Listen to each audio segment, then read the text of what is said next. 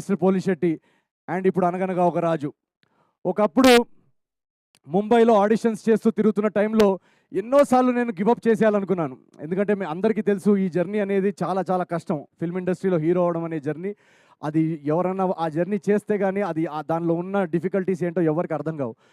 ఇలాంటి ఆ రోజులు నాకు గుర్తొస్తున్నాయి. చాలా రోజులు యూట్యూబ్‌లో వీడియోస్ చేస్తున్న టైంలో యూట్యూబ్ నుంచి సినిమాకొచ్చి హీరో అయిన వాళ్ళ ఎగ్జాంపుల్స్ ఎవరు లేరు.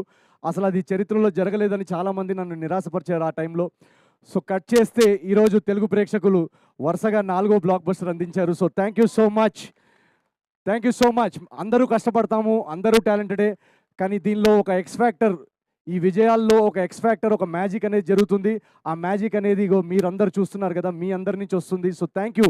మమ్మల్ని నమ్మి, నా సినిమాల్ని నమ్మి ప్రతిసారి ఎంత కాంపిటీషన్‌లో వచ్చినా, ఏ టైంలో వచ్చినా నా సినిమాల్ని మోస్తున్న మీ తెలుగు ప్రేక్షకులందరికీ పేరు పేరున నేను ఎన్ని సార్లు థ్యాంక్ యూ చెప్పుకున్నా కూడా